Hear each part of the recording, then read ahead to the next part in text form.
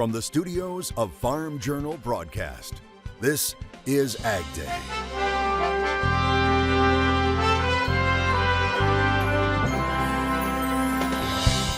The perfect place for the do-it-yourselfer.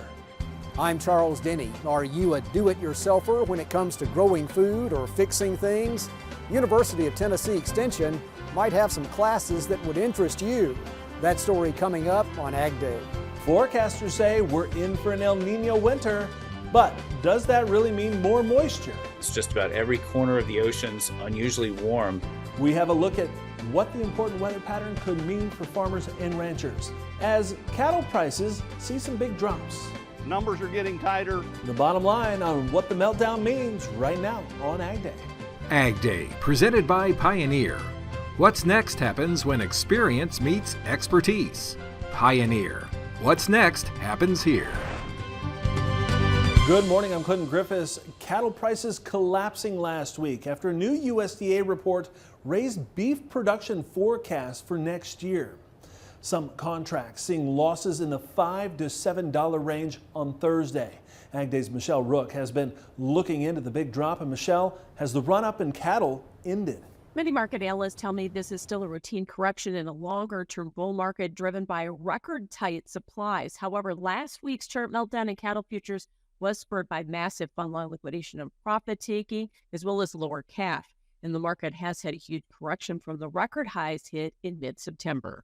February live cattle futures hit a contract high of $196.60 on September 19th and corrected more than $23 from the high to the recent low. January feeder cattle hit a contract high of $268.50 on September 15th and also corrected nearly $45. Now, the correction came on a combination of factors. With funds big long in the market, they started liquidating and taking profits due to macroeconomic concerns. But this week's lower cash trade and the bigger numbers indicated in the October cattle on feed report have also played a role. Finally get your bearish nugget of extra numbers on feed and big placements, due to a lot of reasons. Reason number one, you've got a cow-calf guy that has a lot of money in front of them, and they're interested in selling these calves now because they want to cash in while this market's hot. So big placements last month. We're probably going to get them again on this report. So there has been chart damage done with key support areas taken out in both live and feeder cattle futures. But the drought-stricken supplies are historically tight, giving market experts optimism that cattle markets may not see much more downside pressure. Supply fundamentals are pretty clear that numbers are getting tighter. We're going to continue to see strong support across cattle markets. We have had this significant correction. I think that'll play out here, but it doesn't really change the fact that we're getting tighter, and so we'll see strong support for cattle prices through the end of the year and into next year.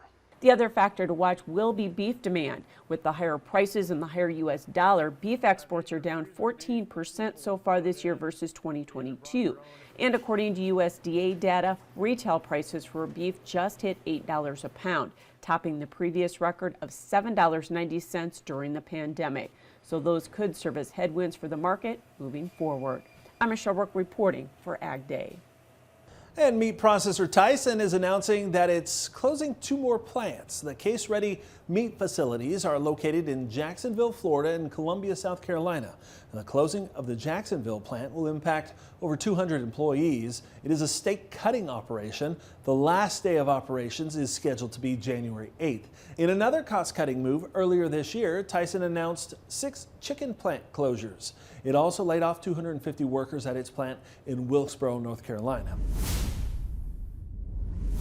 Great weather this weekend across a good chunk of the country, hopefully help finalize harvest. Will farmers have more chances this week, though? Meteorologist Matt Engelbrecht has a look ahead. Yeah, we're going to get a couple of rain chances, but very specific to location. The pattern that we've been talking about all last week is going to set up this week, which means we're going to get this big hole regarding rain chances in across the plains as well as the Dakotas, which should help finish up some of the harvesting. Now, there are going to be some rain chances and extreme rain possibly carrying over from the weekend into this week back down here for Gulf Coast states. The next piece of energy that we're following in the jet stream right along the west coast as we bring in some moisture through California, Oregon, and also into Washington. So again, there's a precipitation forecast for the next 7 days. Go ahead and take a look at your screen.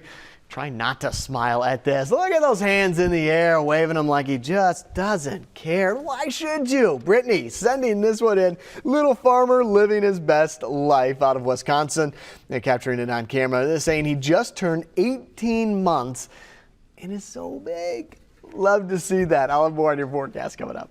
Meteorologists looking ahead to the winter weather season are forecasting an El Nino weather pattern to be strong this winter and even remain active well into spring. Now, it's hoped El Nino could help wipe out drought in key growing regions since the system often leads to stormy weather patterns across much of the U.S. Now, here's a look at the seasonal precipitation outlook from NOAA. It shows below normal chances for rain or snow in the northern Great Plains and Michigan, while in the south, above normal chances. But there are several things that can influence weather patterns during El Nino winters. One thing we will be watching this winter is the fact that very warm ocean temperatures are across the board in place across the Atlantic and Pacific basins. Just about every corner of the ocean's unusually warm. And that's in addition to the warmth that we see with El Nino across the central and eastern equatorial Pacific. So it is possible. We have already seen some influences from that warm ocean water. One of those in the summer of 2023 and the fall of 2023 has been greater than normal hurricane activity in the Atlantic basin. The latest drought monitor shows 37% of the nation is facing some sort of drought. That's down 22% from this time last year. Happening later this week, President Biden is scheduled to meet with Chinese President Xi Jinping. The two leaders meeting Wednesday in the San Francisco Bay Area on the sidelines of the Asia-Pacific Economic Cooperation Summit. The White House saying last week the two leaders will discuss the continued importance of maintaining open lines of communication along with a range of regional and global issues. The two last met face-to-face back in November of last year in Bali. The Treasury Secretary Janet Yellen and Chinese Vice Premier He Lifeng met last week in San Francisco. It represents the latest in a string of senior-level engagements between the nations in recent months. While a new Black Sea shipping corridor apparently remains open for Ukraine, an incident is raising freight costs. It comes after a Russian missile strike on a Liberian-flagged civil vessel entered the Odessa region. Spike Brokers Company mentioned on social media platform Telegram that due to the Russian missile hitting a cargo ship, sea freight rates have risen by $20 per ton. There's also been a decrease in the number of ship owners willing to load their cargo in Ukrainian ports. Now, Odessa port facilities have come under Russian attack 21 times since August. Corn and soybeans going in opposite directions at the end of last week. We'll take the latest price pulse coming up next in Markets Now. And later, some hands-on learning for all ages with Tennessee Extension in the country. AgDay is brought to you by Lamar's Toy Store, the largest and most diversified farm toy store in the U.S.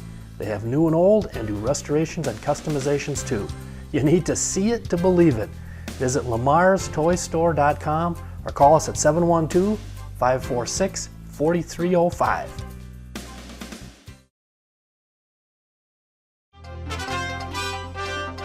It's one of the biggest costs for farmers, the seed. And a new chart from the Economic Research Service shows a significant rise in the cost of seed over the past 30 years. Take a look. The chart shows that from 1990 to 2020, the average price that farmers paid for all seed rose by 270%. Now compare that to the prices farmers receive for crop commodities, which are up 56%. Now for crops planted with genetically modified seeds, which is there in blue, those prices rose an average of 463%. You can see it peaking there in 2014 at 639%. Now, despite their higher costs, GM crop varieties have helped farmers make significant gains in production, partially through higher yield, but also in lowering overall farm costs, especially when it comes to reducing the need for insecticide applications.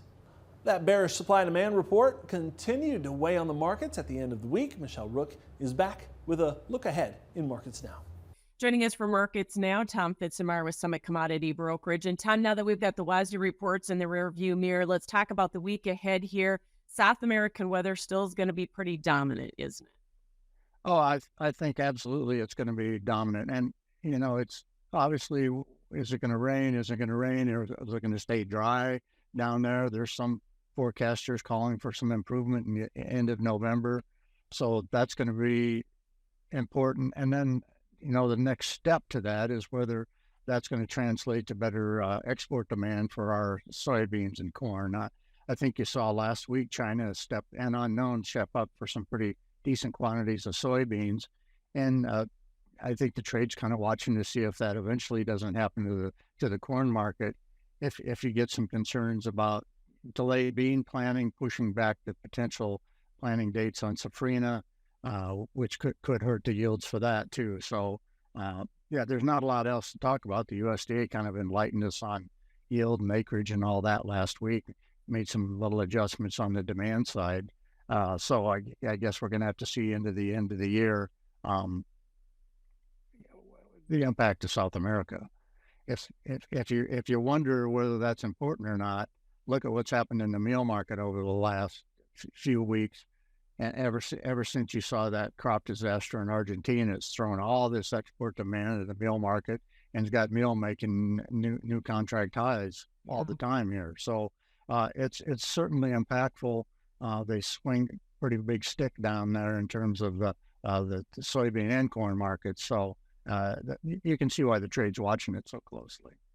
So, Tom, if we do not see better weather in South America, how explosive or how high could prices get? The soybean side, you've already factored in to some extent with that $1.10 rally we had over the last month or so. But if China does come in and step up to buy more as a sort of inflation or hedge against the crop problem in South America, I don't know, it could get interesting. Certainly 14 plus is a possibility. All right, thanks for joining us. Tom Fitzhenry, Summit Commodity Brokerage, and that is Markets. We'll have more AgDay coming up.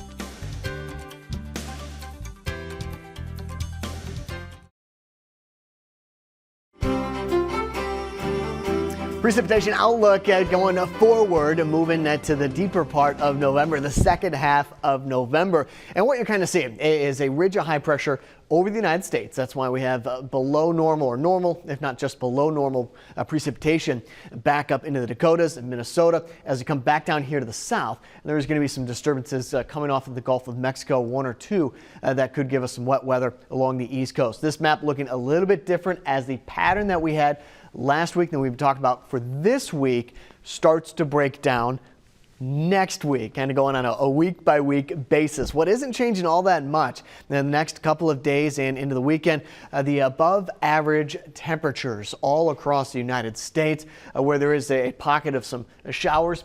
Could see some cooler air as well into Southern California and Los Angeles. As for the full jet stream, so we went through the weekend to start to set this system up. There's your Saturday or your past Saturday and Sunday. Here's Monday. So today, tomorrow, and Wednesday is when that ridge really starts to take hold. And we'll get a brief disturbance. You see this little half U right here.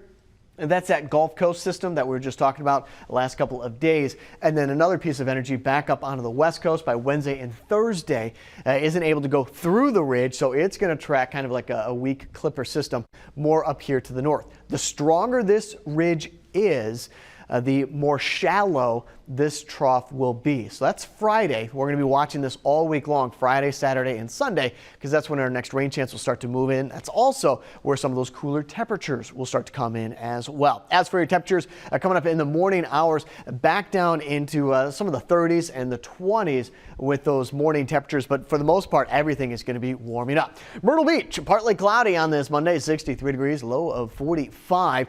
Got Montana, high around 59 degrees, low of 34. And Livingston, Tennessee, sunny, 65, low of 38.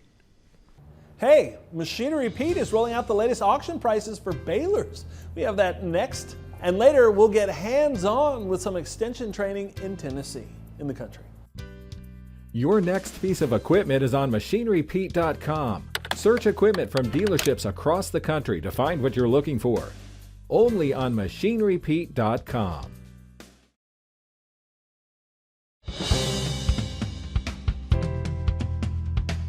Replenishing the country's hay stocks has been a challenge this year, as Machinery Pete shows us getting the right tools for the job is going to cost you.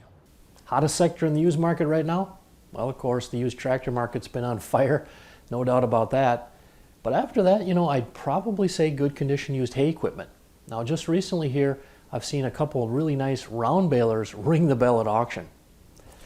October 28th on an auction in Chase City, Virginia by my friends at Jason Acock Auctioneering, this New Holland Roll Belt 450 with 955 bales through it, so for $37,400. Now, Jason actually sent me video of it. You can watch that sell on our Machinery Pete YouTube channel. But $37,400 record price there. It clipped a record that had just been set a month before, September 26th, on a consignment auction in Leola, Pennsylvania, where this New Holland Roll Belt 450 went for $36,000. Now, that same day the record was being set on the New Holland 450 in Virginia, I was in Kentucky, Winchester, Kentucky, filming a farm auction by Taylor Auction Company, where this very nice John Deere 569 round baler, 2,450 bales through it, sold for $38,625. And that's the 7th highest auction price the past 5 years on a 569. Now, 5 days after that, November 2nd, the great team at the Steffes Group had an online farm auction in Russo, North Dakota, and they sold a pair of 21 model John Deere 560M round balers, and they went for $55,500 and $55,000, two highest auction prices ever on 560Ms. And oh yeah, let's not forget the small square balers. Back to that sale in Kentucky I filmed October 28th, this John Deere 348, a one-owner baler with only 300 bales through it, amazing. So for $30,680, all-time record high auction price on a Deere 348. And that broke a record of $26,000, which had just been set April 1st in Kingdom City, Missouri. All right, thanks, Pete. Well, up next, getting a hands-on lesson from Extension in Tennessee. We'll take a tour of their in-house expertise and the real-life lessons they're teaching in the country.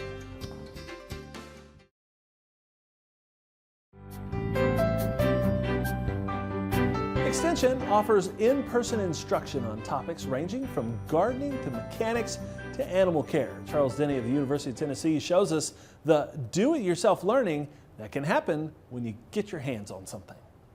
There's curb appeal and then some in Patty Dial's front yard in Franklin. She has a muscadine vineyard to grow fruit for jams and hot pepper jellies.